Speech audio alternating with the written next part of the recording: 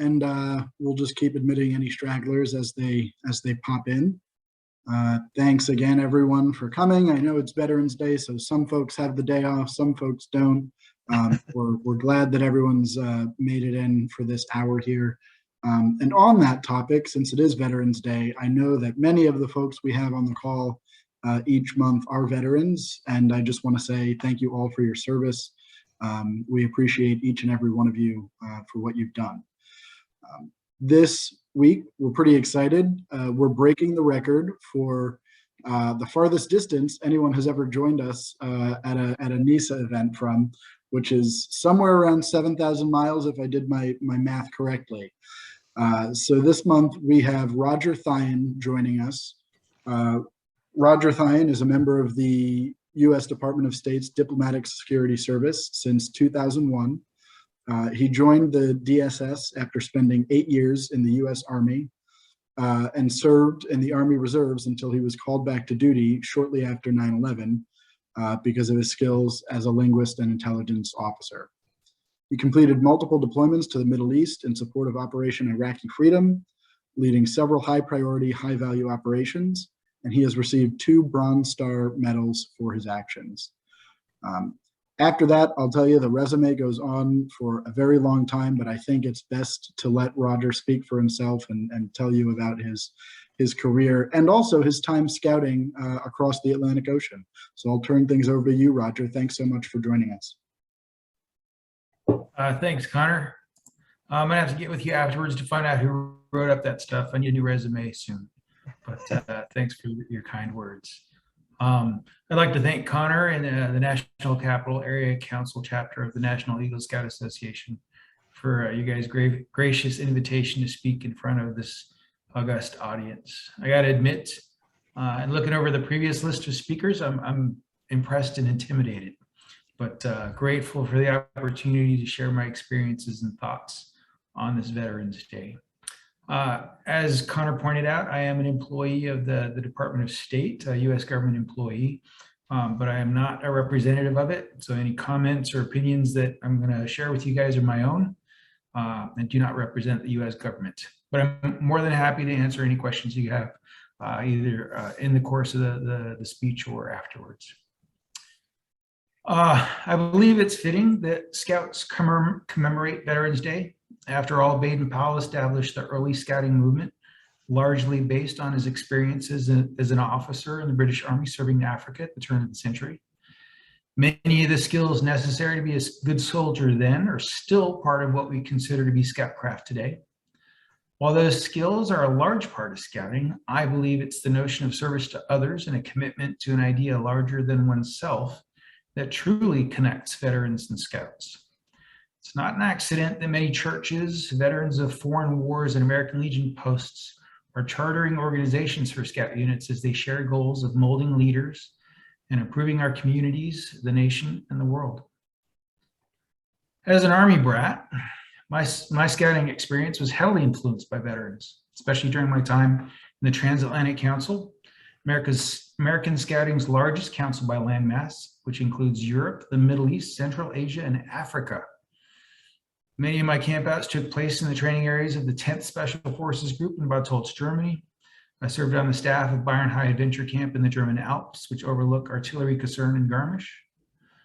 Service, specifically military service, was something we all took for granted. Veterans, many of them Vietnam War veterans, served in leadership roles at every level in the council. In fact, General Colin Powell was an executive board member of the Transatlantic Council during his tenure as commander of 5th Corps in the 1980s. My dad, an Eagle and Vigil Honor Scout, also a Vietnam veteran, obviously had the largest impact on my life, but I was surrounded by examples of service everywhere, and I felt very keenly the call to serve others. That's just what was expected. At least that's what I thought until we moved back to the United States. Having spent the formative years of my life in Europe and on military bases, I experienced quite the culture shock upon my return to the US. While my family remained in Virginia, I embarked on a cross-country road trip as I traveled up to Minnesota to take advantage of the resident tuition at the University of Minnesota. There are no active duty military bases in Minnesota, and it was difficult for many of my fellow students to understand why I had attended high school in Germany. More than once I heard a comment, "Gosh, you sure do speak English pretty good." Feeling somewhat like a stranger in a strange land, it was the outdoors that helped me get through university, planning for treks in the Boundary Waters canoe area, or just weekends at our family cabin on a central Minnesota lake.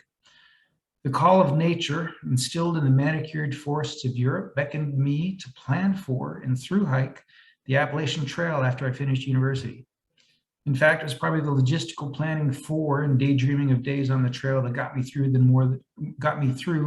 more than a few of my statistics classes. After a couple of months of working for a moving company to save up the money, I started my through hike in April of 1991 and finished that September, much leaner and hungry to start my professional life. Of course, getting the job you want straight out of university, particularly when your degree was in international relations with an emphasis on the Soviet Union and Eastern Europe, isn't the easiest thing to do. In fact, I spent a long weekend at a fraternity in Dartmouth College while I was walking on the Appalachian Trail, glued to the television as Mikhail Gorbachev withstood the August coup attempt during my through hike. And this was just the beginning of the end for the Soviet Union. Things changed. Job opportunities I was hoping for just weren't there anymore. But thanks to some friends from university, I scored a coveted internship with the Senate Select Committee on POW and MIA Affairs. Although I very much enjoyed the job, assisting researchers in their investigations, corresponding with constituents, pouring water. No, seriously. If you've ever watched C-SPAN, the intern that goes around filling the water glasses for the committee members, that was me. I filled glasses for notables such as former Senator, Secretary of State and Special Envoy John Kerry, Senator John McCain, and H. Ross Perot. Although Senator Kerry was very affable and stopped by the office regularly, Senator McCain was the only one who thanked me when I topped off his glass.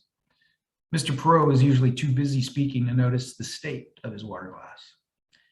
Senator McCain's gratitude and respect, even for a lowly intern like me, has always struck with me and helped influence my own leadership style. The political scene just didn't work for me though, so I shifted my sights. Capitalizing on my 6 months of homelessness on the Appalachian Trail and training I received as a resident assistant at the University of Minnesota, I took a job as a mental health therapist at a homeless shelter in Fairfax County. It was a challenging job for someone without any formal counseling experience, but at times very rewarding. It also changed the way I look at homeless people and the ways we can serve them. I met a woman with a superb voice who lived out of a shopping cart.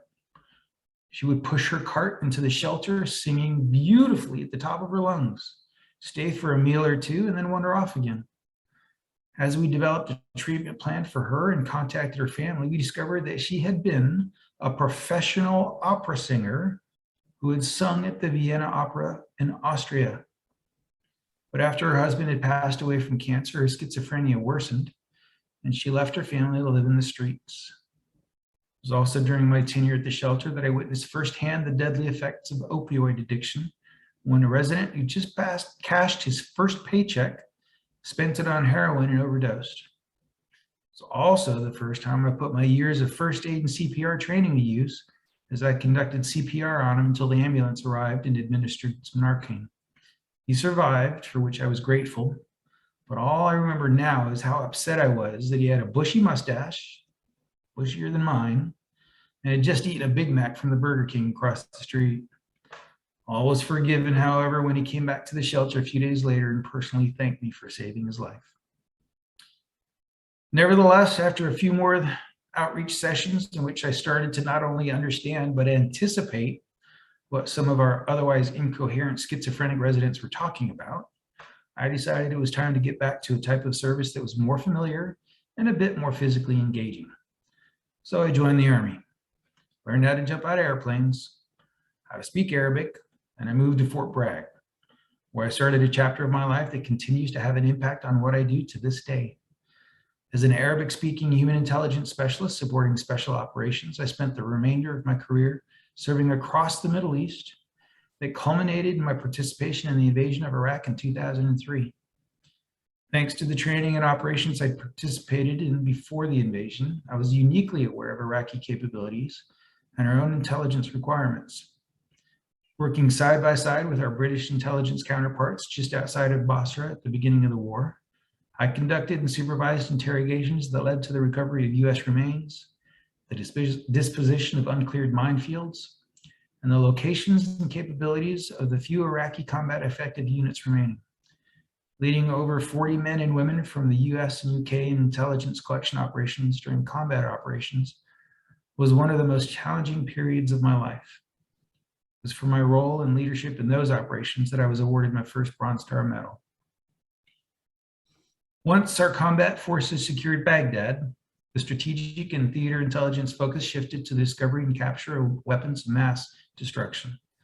I led a small team of Arabic linguists and intelligence officers as we debriefed sources and traveled throughout central Iraq to find WMD. If you've seen the movie Green Zone with Matt Damon, minus the Humvees, the chocolate chip utility uniforms, and dramatic interactions with special operations bad guys, it was remarkably similar. I discovered later that a National Guard intelligence officer who also served at the Iraq Survey Group was a technical advisor for the movie. So, as uninspiring as the movie was, I found that movie is the best way I can explain what I did to my wife. Honestly, when I look back on some of the things we did and how we did them, I'm surprised that we survived it all. Unlike the characters in the movie, we lived and worked outside of the Green Zone for weeks at a time, moving from safe house to safe house, trying to blend with the Iraqis as best we could, and staying far away from friendly Allied facilities. As if living in an active combat zone wasn't enough, our infrequent trips back to friendly zones were fraught with danger. As we negotiated passage of lines with young and scared troops who would fire on our unmarked, unarmored civilian vehicles, at times in an abundance of caution and fear. While we didn't find any WMD or get in any fights with special forces, we did uncover quite a few weapons caches and prevented and disrupted a number of ambushes that probably saved many American lives. For my role in those intelligence collection activities and their impact, I earned a second Bronze Star Medal. And after nearly 40 years, I finally felt like I had made my mark. After all, although my father had earned 2 palms with his Eagle Scout, as well as Vigil Honor, where I had earned no palms and only achieved brotherhood, he beat me in nearly every game of darts, ping pong,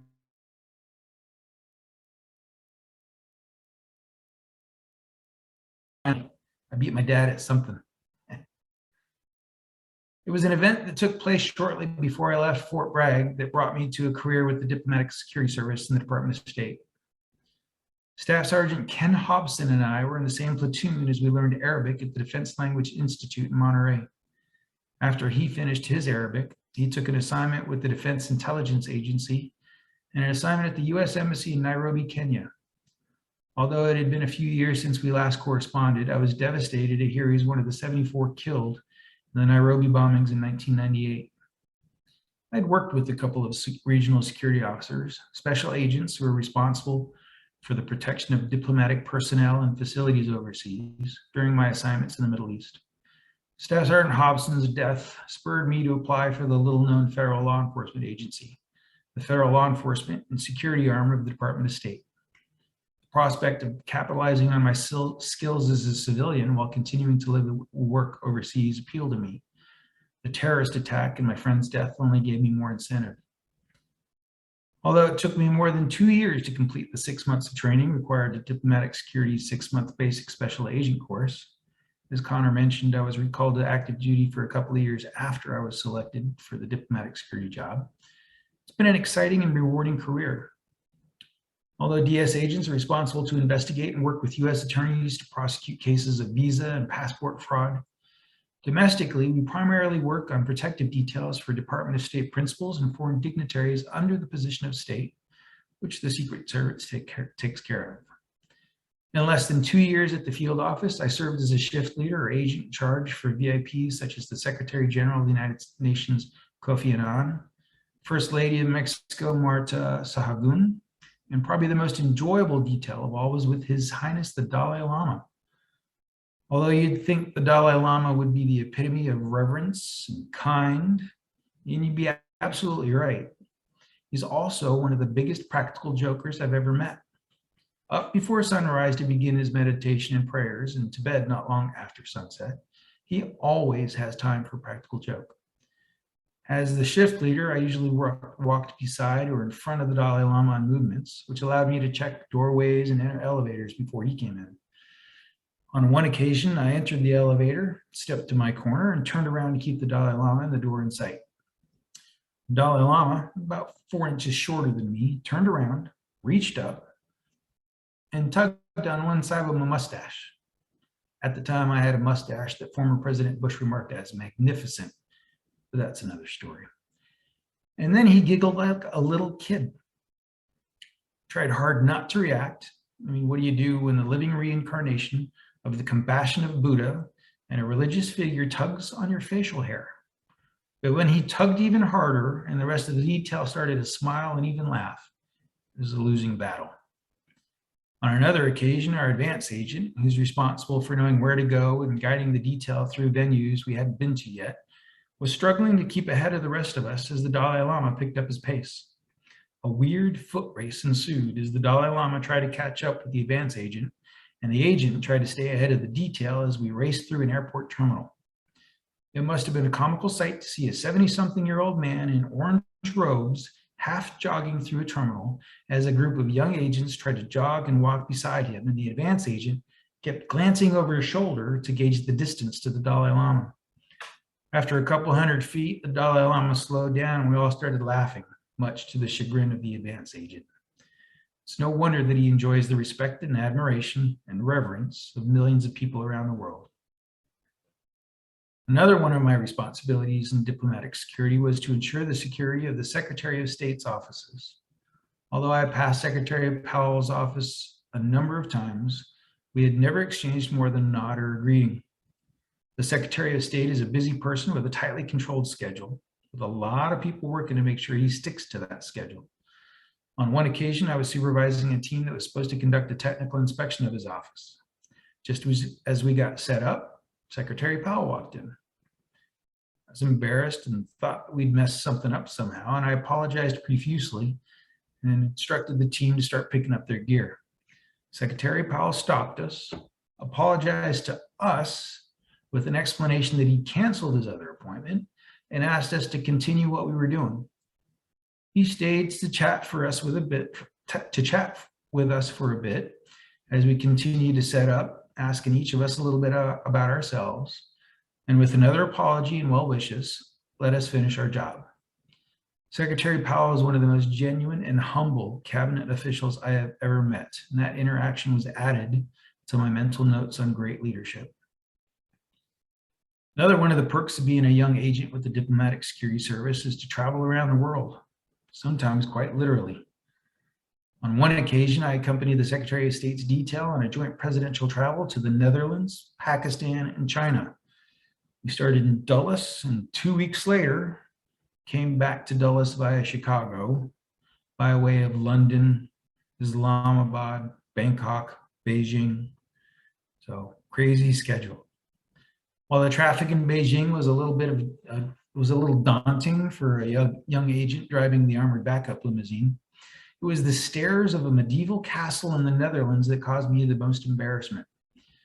Secretary Condoleezza Rice liked to travel with a large suitcase that had a Cleveland Browns tag.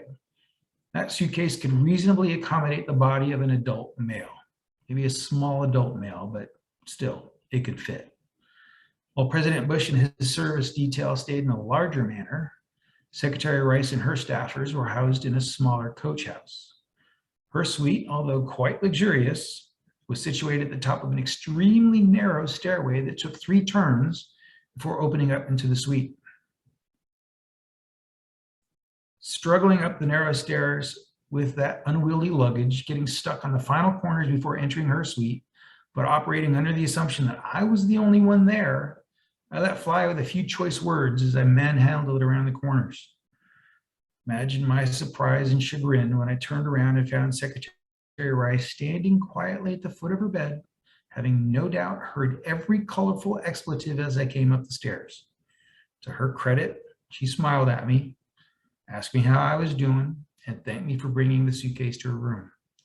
Grace and forgiveness I learned from her, as well as how to keep my calm and my thoughts to myself. I put my Arabic language skills to use once more as an assistant regional security officer in Cairo, Egypt, where I was assigned to liaison with the Egyptian presidential security detail for a bunch of dignitary visits, including Presidents Carter, Bush, Obama, Secretaries of State Rice and Clinton, Secretaries of Defense Rumsfeld and Gates, and even CIA Director Hayden. Despite the heavy workload, it was a great posting.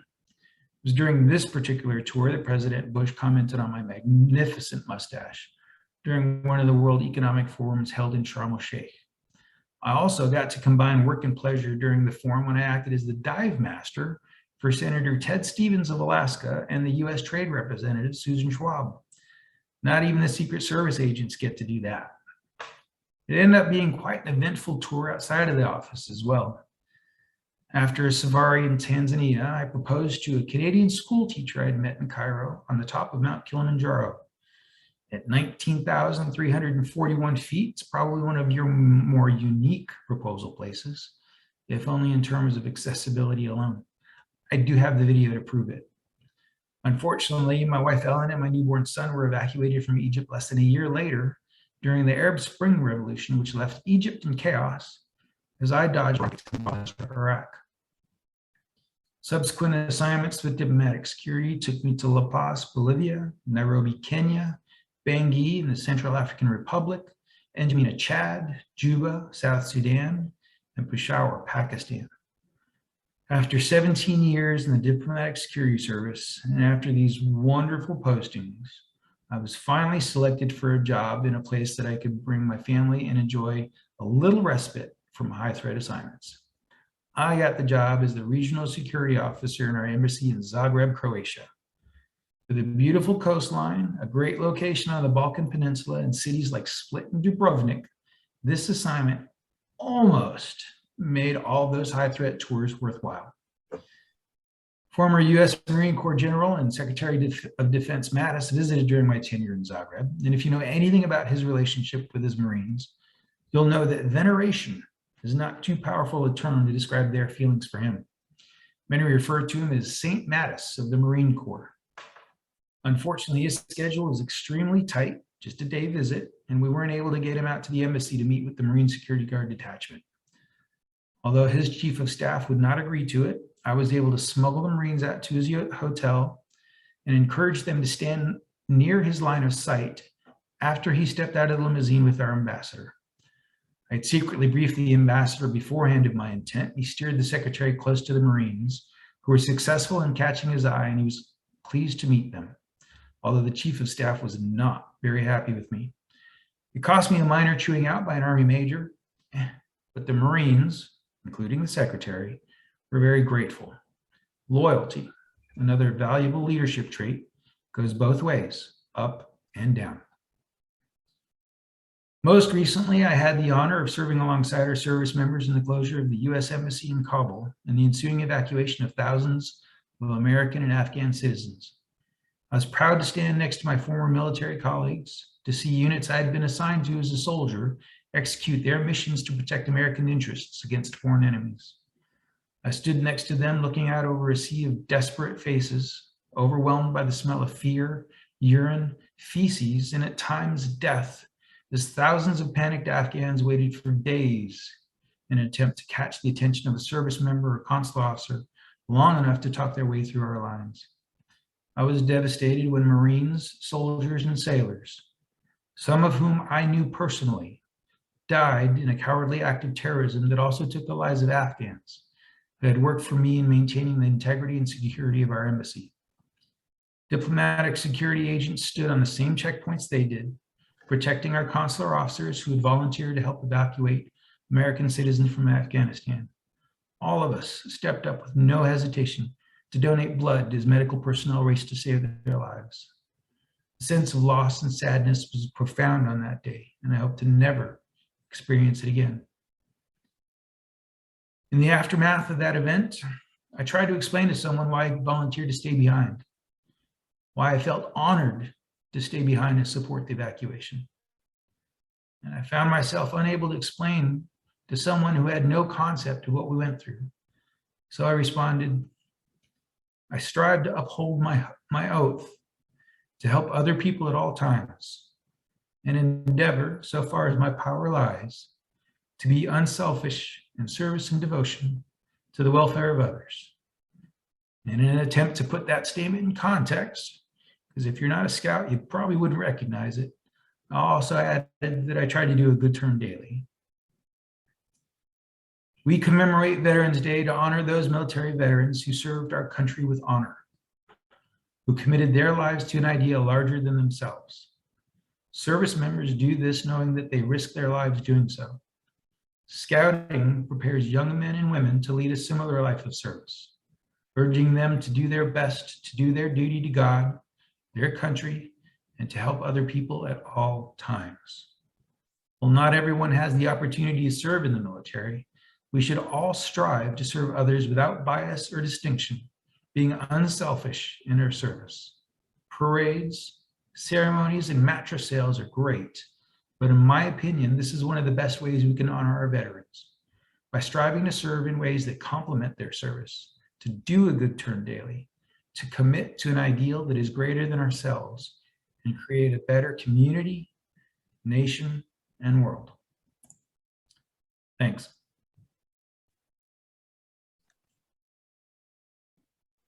Thank you so much. That was excellent.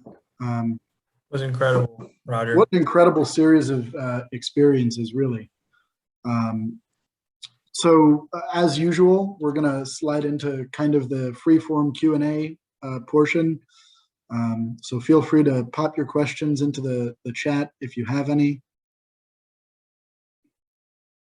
And we'll give folks a moment to start doing that. I see Chris Bishop's got a little experience with the Marines. Patron Saint of Quantico is General Mattis's other title. His father was mine. All right. So can I ask, where are you joining us from right now? So right now I'm in Doha, Qatar. It's a little peninsula that sticks off of the Saudi Arabian, the country of Saudi Arabia, out into the Gulf. Right now I'm here as the regional security officer for the Afghanistan Affairs Unit. This is basically everybody that was in Kabul that isn't back in the United States. There's about 30 of us left, and we're here trying to do the same things that we were supposed to be doing in Kabul. And how recently did you make the switch from Kabul to Qatar? Were you there kind of right till the end of the Yeah, US? so I was there till the bitter end. The embassy closed and was evacuated on the 14th and 15th of August. And then we switched to the non-combatant evacuation operation. It was actually the 2nd Brigade Combat Team from the 82nd Airborne Division. Same unit that I had jumped with years and years prior, that came to do a relief in place for the facility at the airport. So I worked with them, the Marines, and all the other services, in all honesty, to do that non-combatant evacuation. We did that for 2 more weeks, and we ended up finally leaving Afghanistan on August 30th. That was when Major General Donahue of the 82nd Airborne was the last American soldier to leave Afghanistan. Wow. Well, thank you for all that you did there. Question from Jeremy: what are some differences between American and German scouting? Okay, so it's been a while since I've been out with the German Pfadfinder, but whereas in the United States we have it's just the Boy Scouts or Scouts BSA now. The German Pfadfinder movement is usually associated with a religious organization, and there's at least 2 of them. Please forgive me if I can't recall exactly what the names of the churches are in each specific movement. But there are also some civil service organizations that sponsor the Pfadfinder, or the German for Scouts.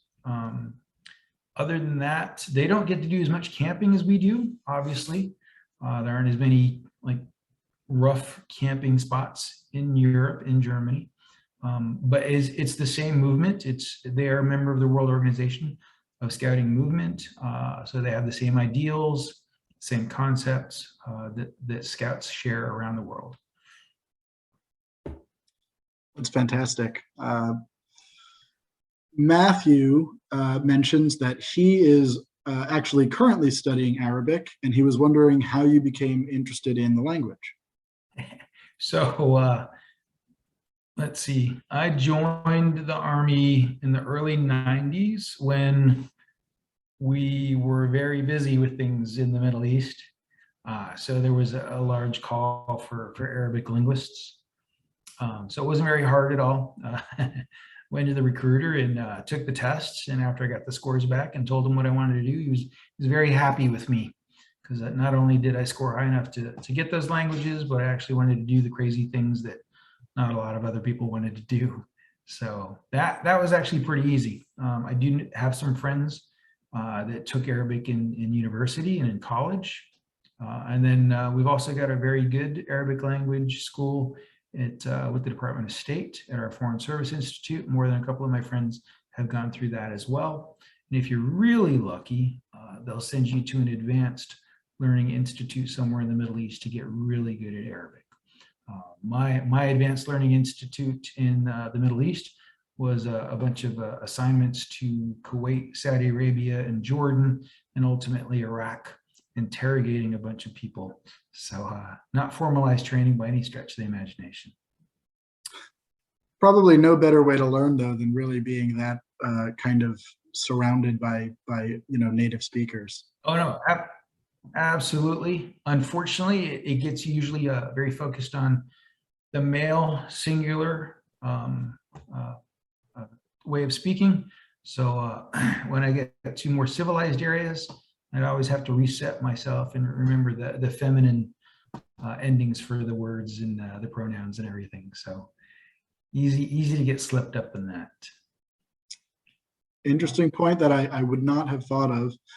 Colin asks, maybe an odd question, but can you speak a simple sentence in Arabic? I've never heard someone speak the language. Oh my gosh. I haven't spoken in a couple of days now. أتكلم اللغة العربية لأنا أسكن في Doha, Qatar الآن.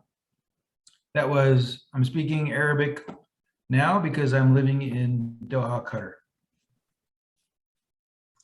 Nice, very straightforward. First time I've ever heard anybody speak Arabic, so it's cool. Sorry if it's a little bit odd, but put you on the spot. No worries. I'm really rusty. So no, it's not. I couldn't tell if you didn't tell me that. You should have kept that. Yourself wouldn't have been able to know. Thank you. The accent's a little bit off, but I can get my points across usually.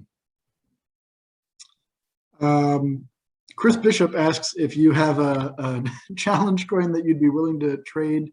He has a competition going with someone in DSS. Competition. Somebody in DS. So he dropped his email. The embassy here has coins. They're like $30, but they're really cool. I'll see if I can't get my hands on one. Unfortunately, it's not going to be one of the more unusual ones. I think the only really unusual one that I've got right now is the coin that we had right before we left Afghanistan. There are only 50 of those in existence. Unfortunately, I've only got a couple of them, and I can't share those with you. But it's definitely a limited edition, and there's not going to be any more of those made. Otherwise, if you want a competition, you should probably try to, let's see, get somebody on the secretary's detail or something to get you one from the secretary or something. But I'll try to get a picture. I got your email address here. I'll see what I can do. Cool. Thank you. Bill asks, what do you think are the most important impacts of being involved in scouting during one's youth? Oh my gosh. So I guess in that respect, I'm kind of fortunate. My son is 11 now, and he's blazed his way through to Star Scout already. Fortunately, he was an AOL scout, so he was able to join 6 months early. But I got to tell you, what amazes me seeing his development as a father is not so much the outdoor skills and things like that, because he's pretty good at it. When I try to teach him how to tie knots and how to do orienteering, I swear to gosh, most of the time he doesn't listen. But when he gets with the other scouts, even older scouts that are like 5 or 6 years older than him, and he gets that map out and that compass or those knots, the ropes, and he's got self-confidence, he's got knowledge, and he's able to impart that to his fellow scouts easily. So I would say that the biggest thing, at least in early scouts, the most remarkable thing that I've seen is the confidence that it imbues scouts with, the leadership skills, the exposure to leadership techniques that it gives young people. And it helps to get them motivated, hopefully, to want to do that later on in life. Honestly, that's the way that it was for me. And talking to my dad, who was also an Eagle Scout, I think I mentioned that. It was the same thing for him. He came from a poorer family. So just in socioeconomic terms, he felt a bit outclassed in the school that he was going to. But through scouting and through the ability to lead, the exposure to leadership, that allowed him to be more of a peer with those others. So I think the self-confidence, the motivation, the leadership techniques, speaking, public speaking is a huge one. All of that stuff that you get as a scout that we kind of take for granted. It's all extremely important as you're growing up to be successful as a leader, a supervisor, a manager, and a lot of different areas in life. So does that answer the question? AOL Yes, Scout, thank you. I'm sorry. AOL Scout Arrow of Light. So if you don't know, if you get your Arrow of Light as a Cub Scout, as a Webelos, then you can, normally where you'd have to be 11 years old before you can join a troop as a scout. If you've got your Arrow of Light, you can join at the earliest at 10 and a half.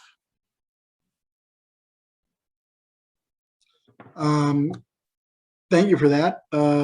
Question, sort of piggybacking off of that, but it's a question I like to ask speakers just because I think it's interesting.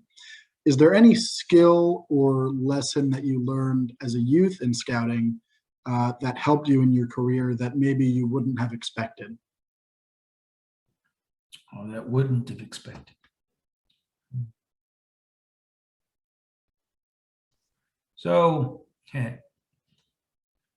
Like I said, I started my camping in a lot of military areas with a lot of military service members.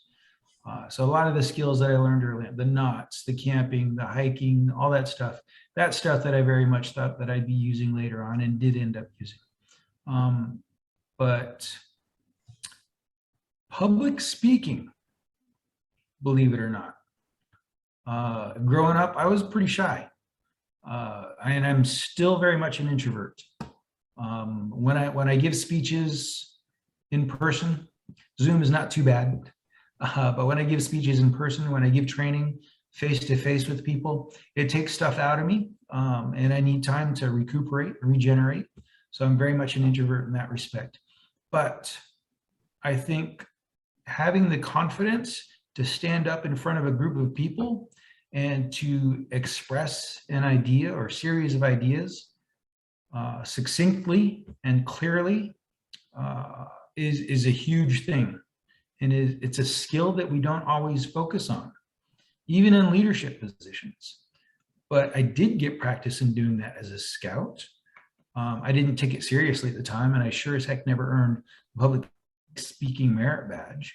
But it did give me an exposure to a skill that I never thought that I'd ever need in my life. Because back in high school, like I said, I was a serious introvert, and this was definitely not what I was going to do with my life. But it's something that I've used in my current job is a service member almost on a daily basis. So public speaking, I'd probably have to say. Perfect, thank you. And I guess probably one more question before we move to our kind of announcement section here at 12:45. But obviously we've got lots of different age ranges on the call, but We do have a pretty solid group of Eagle Scouts here who are either just coming out of high school, in college, or early career, first 2 or 3 years. Do you have any advice for Eagles who are earlier in their career and on the call as they kind of move forward and start to navigate the next 30, 40 years? Just from personal experience, because my career didn't always end up the way that I thought it was. But try to make the most of every experience that you do. Walking the Appalachian Trail, although for me, it was a form of escape. And it did get me through my final year of university. Just planning about that, thinking about that, I'm like, oh my gosh, at least I have something to look forward to, get me through these classes. Planning for that, walking the trail, the commitment, the dedication that it took for that came back. The things that I put into that experience, they came back. I needed those skills, those traits. So walking the Appalachian Trail helped me to hone those.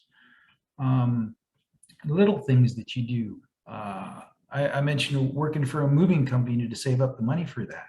That was hard work. That was really hard work.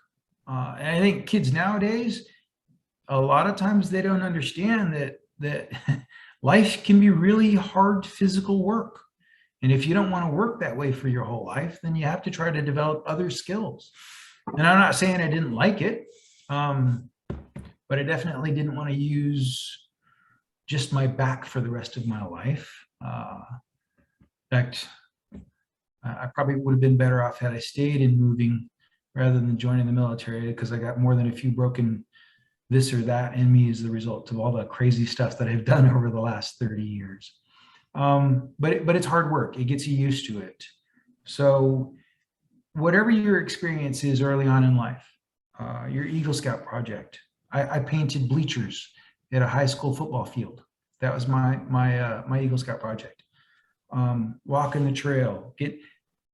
Try to take advantage of every opportunity you get to maximize those experiences. Experience life fully. Don't go through life at half throttle. Try to experience everything and take a little bit away from everything that you do, because it ends up coming back. It will pay you dividends, but you got to put into it. So I guess that would be it. Don't go through life at half throttle. Well, thank you so much. Very, very wise words of wisdom. Thank you again for joining us at this late hour, which maybe sounds weird to the people on the call, but I think it's probably close to 9 where you are right now. Thank you for your service. Thank you for everyone on the call who has served.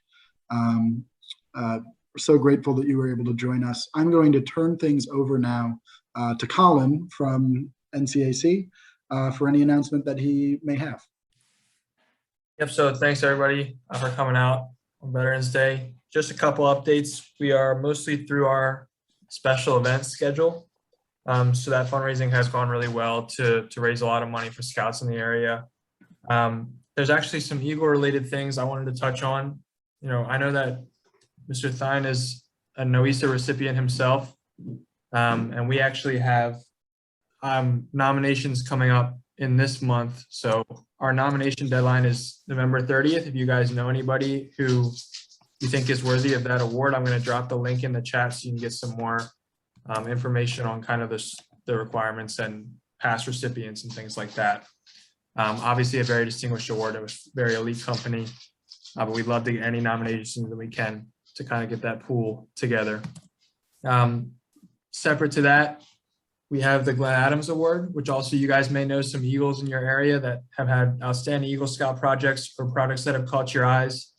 Really, we don't want this submission to be an exclusive thing anymore. Any project you guys think, all projects are good, but any project that stood out to you, please submit it. I'll drop that link in the chat as well.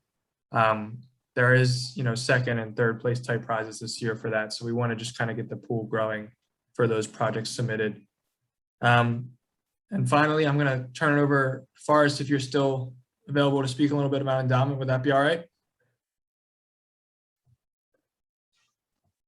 think you're still on mute. There we go. I was waiting for you to unmute me.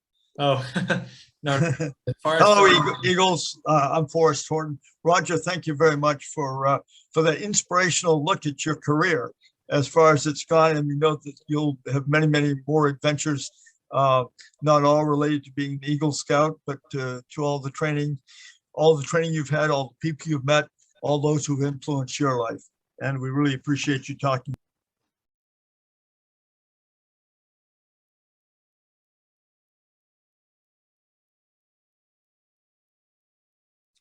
I think you may have accidentally muted yourself again. How about that? There you go. It looks good to me. Okay. Is that all right? Good. Yep, we can hear you now. Okay, great. I'm Forrest Horton. I'll ask Colin to put my my cell phone in the chat box for you. I just want to say a word about our council's endowment so that you'll know what it is. We have, by the way, over 18,000 Eagle Scouts who live, work, and maybe some are retired like me in our council. And that increases by about 115 to 145 every year, depending on whether we have a pandemic year or not. So the number of Eagles is really impressive.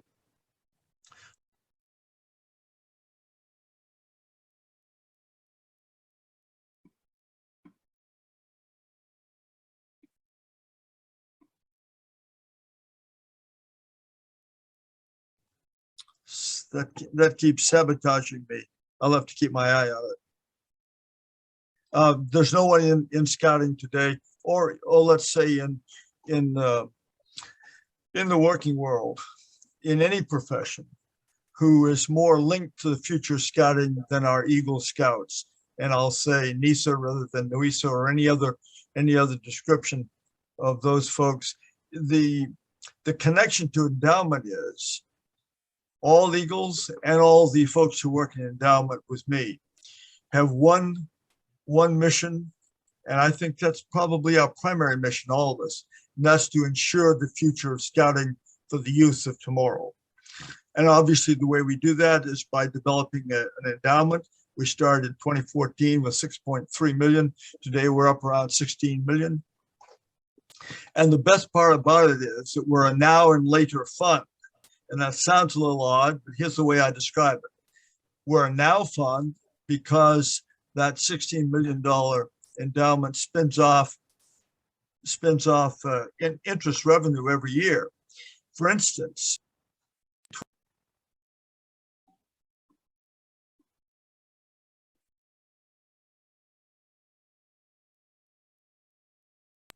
I'm not sure what's happening to that. It bounces back and forth. So in 2021, over $624,000 was spun off from our principal of our endowment to go to, number one, high priority camp maintenance projects, about $275,000. Number two, operations fund to augment Friends of Scouting donations, and that's about $245,000. On top of that, about $87,000 worth of scholarships are being used in this year alone. So that's the high water mark for as long as this council has been around. And that's not bad. We've been increasing that every year. And obviously, as long as we increase our endowment principal, we'll have more funds to spin off. So I only say that to you by way of introduction. As people become Eagle Scouts in the council, they get a letter from us in endowment telling them about it so that we aren't in the position of always bringing Eagles back into scouting, but we want to make sure they understand what scouting is all about going forward. So we have them with us always, not to have to bring them back. So if there's anything else you'd like to know about endowment,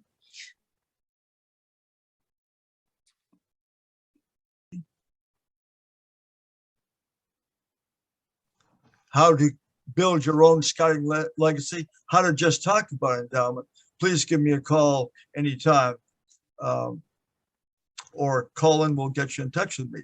Yep, I also dropped, while you were talking, the link in the chat to your guys' endowment page and with the brochure and everything like that to get some more information if you guys would like it.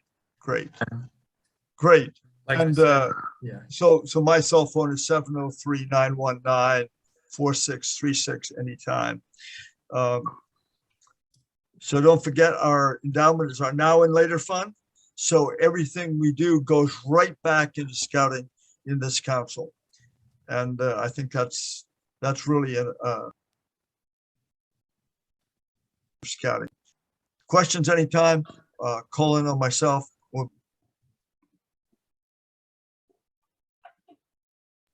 or just pick up the phone and call me anytime. Thank you. All right. Thank you so much for that update, Forrest. And yep, like you said, me or Forrest anytime. And I'll make sure you get over to I'll make sure they get over to you. Right.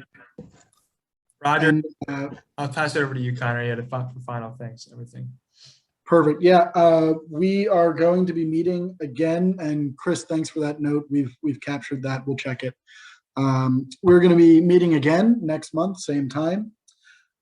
Next month, if I'm remembering correctly, we have Pat Wohan, who is the mayor of College Park, Maryland. So get ready for that. We're excited. And if you have today off, we hope that you enjoy the rest of the day off. Thanks for joining us, everyone. Hey, I have a question for Bruce Biggs. Bruce, are you with us? I think, oh, there he is. He's still here. Can you unmute him, please? Yes, There you yes, go. I'm here, brother. How are you? I saw your cell. I was gonna ping you later. Well, that's quite all right. Anytime. I was just wondering, with that good-looking nuclear submarine there, what was your job in the Navy? Yeah. I rode the boomers during the Cold War, and I was an ET, electronic technician. I maintained all the computers on the boat. Terrific stuff. And you wish you were still doing it, right? Oh yeah. That's a young man's game. I can tell you that too, having spent about 30 years in uniform myself. Did you really? But I was in the surface Navy. Tell you what, I'm going to ping your cell, my friend. We'll Please do it. All right, Bruce. My heart is with scouting. We all know that. We're all Eagles. I want to know if you need any help with that endowment. Let's talk about that. Okay. And I agree with you. Our careers in the Navy, we really love, and we have that service aspect, but scouting was absolutely foundational to our success in adult life. That's right. I learned patriotism because of my family and my scouting experience, right? I couldn't wait to serve. Great. Bruce, let's talk later. Thanks very much. Brother. Thank you.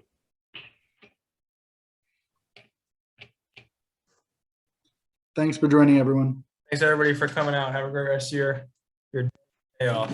Colin, do you want to stay on Roger. for? Yeah, Roger, if you could stay for just